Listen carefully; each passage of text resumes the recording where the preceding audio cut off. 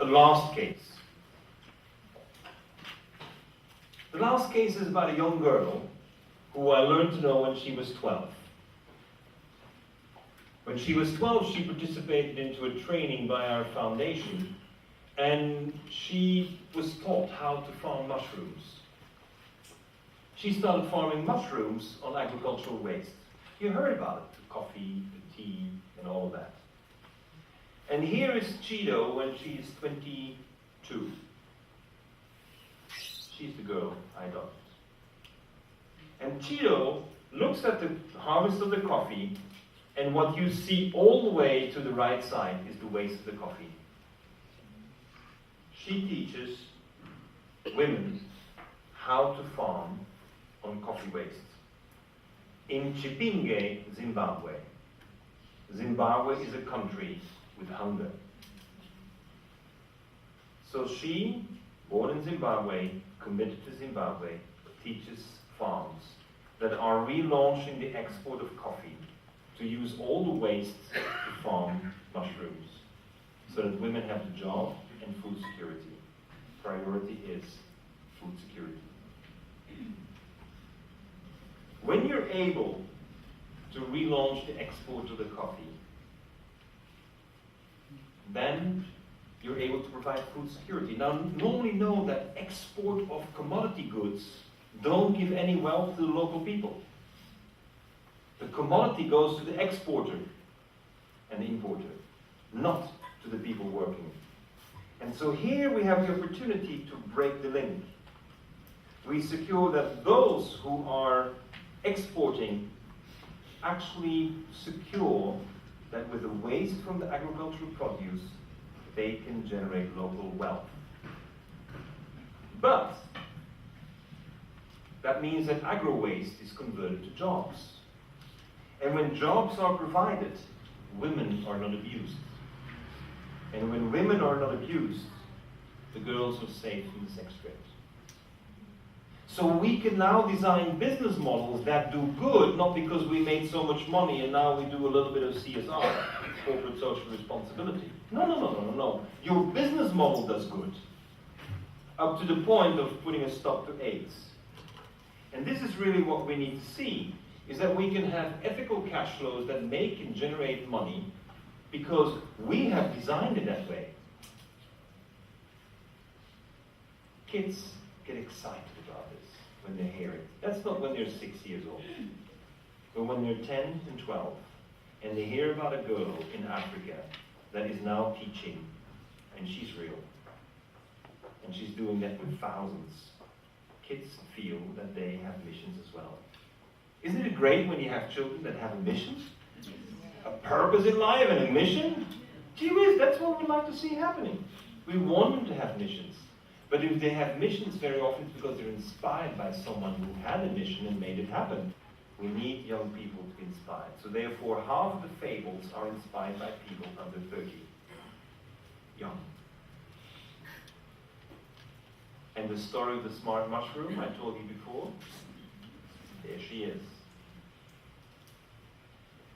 We launched in California this coffee called Chido's Blend. That means we say the coffee from Chido is a coffee that is where the waste of the farm is used to generate jobs and all the rest. Cash driven by values. Now here we go into the mathematics when the kids are 15, 16 years old. We ask the question, how much food and how many jobs can we generate? If we were to do this with all the coffee waste around the world. Now maybe you don't know, but coffee is the second most traded commodity after petroleum. Petroleum number one, coffee number two. Actually, we think that very soon mushrooms will bypass coffee as the second biggest trader. Because the appetite of the Chinese for mushrooms is so big. 50 million jobs could be generated. 50 million. Now, 60 million tons of food could be produced, only using the waste of coffee. Now here we can get into a little bit more complex calculations, but it's still a fun calculation because you come to numbers where you say, gee whiz, what's happening? Why aren't we doing this?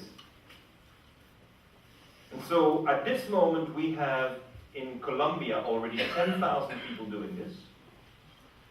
We have in Ghana a program to put 103 villages on this. Not one or two, 103 villages. And we're patching out in different parts of Africa these strategies led by a 24-year-old. Because she's done it. So what we're doing is that Chido started on her own. Now she heads a team of 16 trainers.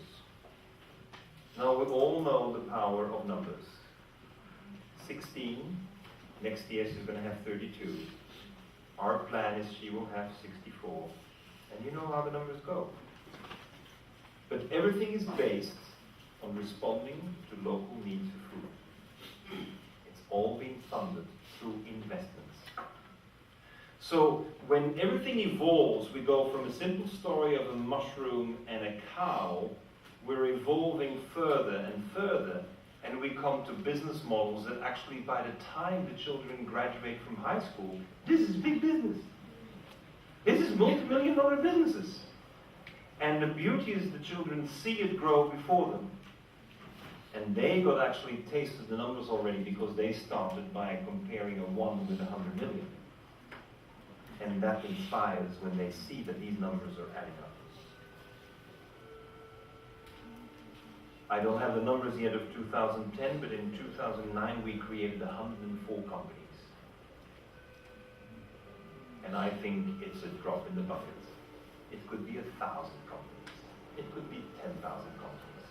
If only people put their minds to it. In Amsterdam, from the hotel, restaurant and cafe sector, for the most innovative project of the year 2010, because we started collecting coffee waste from the cafes and the restaurants and hotels in Amsterdam. And we farm mushrooms which we sell to the cafes, hotels and restaurants. They pay us to take the coffee waste and they pay us for the mushrooms. Sounds like a good deal to me. 60 employees in the first year. But they're not paid like Zimbabweans are paid. They're paid like the Dutch are paid. That means these are pretty good salaries. We have this now started in San Francisco. We have it in Amsterdam, as mentioned, Berlin, and in Madrid for the first time we convinced Starbucks. Starbucks in Madrid has committed to use all its waste to farm mushrooms, generating inner city jobs. We do it in the rural area, we can do it in the inner cities. And we think that shifting food from meat to mushrooms is not a bad idea.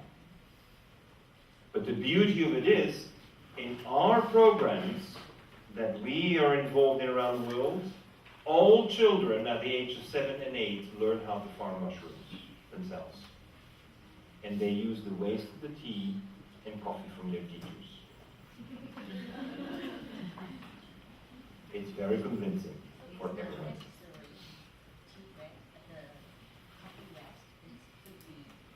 Could be tea waste, as long as it is a fiber. It needs to be a fiber. So you can use your lawn cuttings, the grass cuttings from your lawn you can use. You can use the leaves from your trees that are falling in the fall. You can use anything. They're different mushrooms. So you will have different mushrooms depending on the type of substrate you're having. But the most important is that here we have the case where every child, we suggest to the teachers, teach your children to farm the mushrooms. You know, we have done probably for 3 decades, also here in Taiwan, you've gone with the kids to plant a tree. Right? You go to plant a tree. But for the child to see the result of that tree, 20 years later, they forgot where. If you plant a mushroom, 11 to 12 days later, you're out. I tell you, they want to feel their power to change the world. When they see that mushroom popping out of that bunch of coffee and tea waste, they are close to heaven.